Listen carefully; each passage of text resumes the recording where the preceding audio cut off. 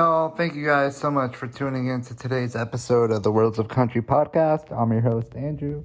On today's episode, Halle Kearns is back once again to talk all about her Every Girl and her summer out touring. Hope you guys enjoy this one. I really do. Talk again. Hey, Halle, how are you? I'm so good. How are you? I'm doing good. What have you been up to lately? Oh, just releasing an EP, CMA Fest tour started up. It's been a little busy. How do you sort of juggle all those different things all happening at once for you? Day by day. That is the only way. You can't get too far ahead of yourself, for sure. Not at all. No. So you mentioned the EP, so let's start there. Could you tell us the process of putting together your new EP? Absolutely. So Every Girl is just a reflection on all the different people that I've been throughout my life that have kind of formed me into the woman that I am today and that I'm always going to continue to be growing into. And I wrote Every Girl, I think was the first song on the album that was written. And I just thought it'd be really cool to make a concept EP that reflected on different moments in time or mindsets that I had walked through that had helped shape me. So how did you settle on these 5 songs as the right mix? And was it tough to sort of narrow that down for you?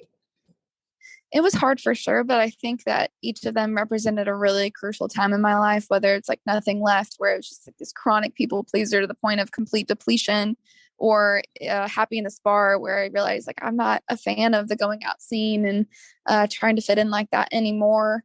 And I mean, it definitely, each song served its purpose. And I think that was how we ended up on the 5. So are there 1 or 2 that stick out as personal favorites for you? I think Are You Okay and Slow Down are probably my 2 favorites. But if you ask me this tomorrow, my answer will probably change. Well, if you don't love them all, then there's a problem. Yeah, someone's got to love them, right? It has to start with me. Yeah, you gotta believe what you're selling there, but otherwise. Yep. Yeah. So I want to go track by track and sort of get the story behind each song. If that's good with you. Yeah, that's great. Perfect. So let's start with Slow Down, which was the first one on there.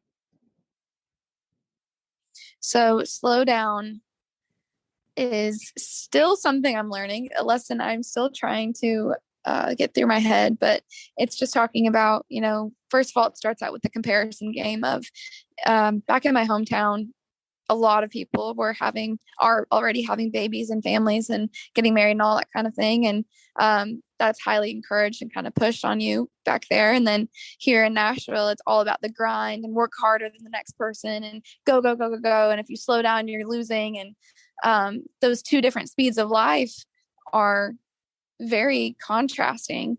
Yet I was like, there has to be a middle ground or something. And regardless, I was like, I need to just take life at my own pace and do what I need to do and stay true to myself along the way. And I need to just slow down, just be okay with exactly where I'm at and breathe through the process. So how difficult of a lesson is that for you to try to learn, I guess?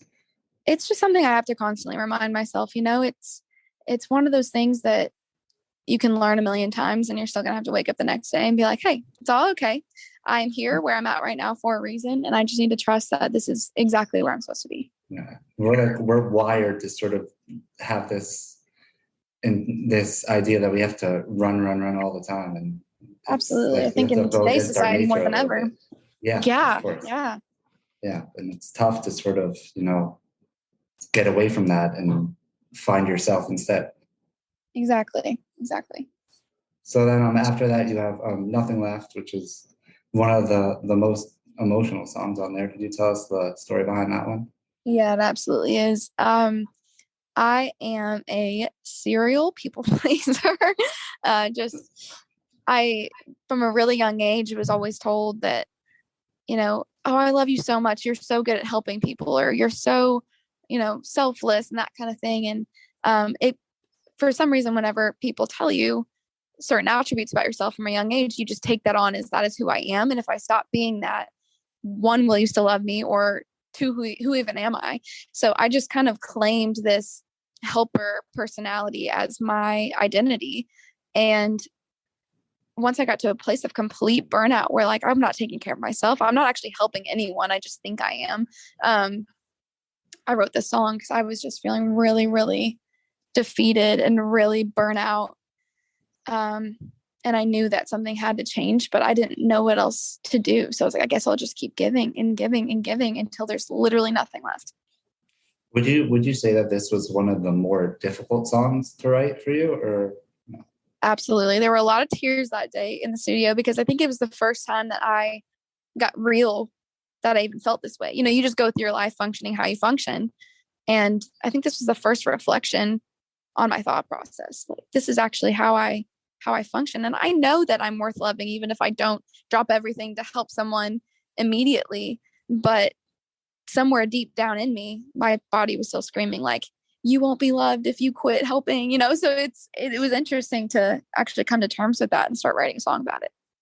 So do you feel like that also sort of like unlocked something for you, that writing that song and maybe accessing some more vulnerability in that?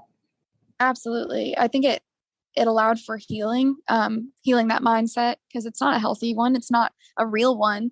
So it opened up a door to start exploring that and, find some healing in it. So then after that, we have Happy in this Bar, which is the most popular song on here so far. Yeah, Could you tell us the story behind that one? absolutely. So kind of like what I was saying earlier, I was in this scene where, you know, all my friends, all of my peers and all the industry, it was just like, we would do the same thing every week, just go out to another bar, you know, have some drinks, be with some friends and just have the best time, you know, and then go home again and do it all over. And I just realized like, this feels really, really empty to me. And I didn't even want to be there anymore. And I got to a place where like, I don't want to be in this bar. I don't care to have any drinks with any of y'all. I just want to be home in my bed, but I'm still doing it. It's that people pleasing thing. Again, I started seeing my identity as, oh, I'm the life of the party. I'm the one who's always smiling. I'm always happy. I'm always having fun. And if I'm not that anymore, then who am I? And I just didn't want to give it up for that reason. Then I got to a place where I'm like, this is ridiculous. This is not even what I want. I don't want to be known as the party girl because I'm not that deep down. And so that again was I was already out of that scene when I had written the song, but it was a really good way to look back on that mindset and be like, I've been feeling this way and thinking this way for a long time. And I'm just now finally taking steps to change it. Now, all three of those songs in a different way sort of have this idea of like losing yourself and other people's expectations and perceptions of you. 100%. It's all, people focused on like, what are they going to think of me? So then after that, we have Are You Okay? So do we have the story behind that one? Yeah. So this is kind of where it transitions and finally starts talking to myself. The song sounds like I'm speaking to someone else, which is hilarious because it can kind of double as both. It's that quick again to check in on everyone. You're not even checking in on yourself. But I actually wrote this one as a letter to myself. Like, hey, the second verse says, because I know you'll ask everyone else before you ever ask yourself, have you called your mom? Are you sleeping in too late? Like all these self check-in, self-love questions. This was the first time that I, stopped enough to be like, hey, me, how are you? Yeah. So and then it closes out with the title track also. So could you tell us the story behind that one? Yeah, Every Girl is just kind of the recap of everything. It walks you through all super, super real, tangible things that I've been through in my life. Like, it mentions my very first street I ever lived on in Missouri, which is the real street. It mentions my first breakup and what happened. And it mentions my parents' divorce and, moving to Nashville. It has all these different key things, key moments in my life that have gotten me to where I am. But even more than that, the song itself, the song acts as a kind of catch-all for the other four, just saying like, these are the emotions I've been through. You're not just like the things you've walked through, but you're the emotions you felt through them too. So this whole EP, it ends with, if you want to know the woman I am, you've got to meet every girl I've ever been. And if you really want to know someone, you have to know what they've been through. You have to know what they've walked through. So this is kind of an intro into that for me. You kind of can't just skip to the end of the story. You gotta go step by step. Yeah. I mean, all we are is a collection of our experiences. So on the whole, this is a very, very personal project. Was that vulnerability something that was easy for you to access and to put out there, or did you have to sort of dig deeper than you would have normally? I think vulnerability comes pretty naturally to me, and it wasn't as tough to release the songs necessarily. That part didn't scare me. What the hardest part for me was getting honest enough with myself to get the songs out of me, I guess. Kind of like what I was talking about with Nothing Left. It took a lot of self-reflection and honesty to be able to write those lyrics down. Not because I didn't write them because they sound good or they sound pretty or they made sense or they worked for a marketing scheme or anything. I wrote them because they are my truth, and they are things that are not pretty that make up my mind. And so I really that was the hardest part, was just being honest enough with myself to do that. But releasing it was easy because it felt like therapy, almost like, hey, I already did all the hard work. Now y'all take it, do whatever you want with it. Yeah, it must be so much easier to sort of, cut corners and paint like this more flowery picture than exactly. dig into the truth. I think you're absolutely right. And I think Finally did that pretty well. It just glazed over, and I love that EP still, and it's my first work of art, and I'm really proud of it still, but it definitely was more of a glossed over approach of my reality. So would you say that, what would you say was the easiest song to write on this project, and what was the one where you had to dig the deepest to get out of you? I think the easiest to write was Are You Okay? That one fell out really quickly. I already knew what it was going to be called before we even wrote it. I said the title is Are You Okay? I know it's going to be a letter to myself, and I just want to be checking in on myself. And Ava Sapelsa and I sat down, and that thing just poured out so quickly. And I think it was just because it was so long overdue, where it's like, I've been needing to check in on myself for 25 years. So that was, it came out really easily. And then the hardest to write was probably Nothing Left. It was just, there was nothing left when you finished it. Yeah, that's a fact.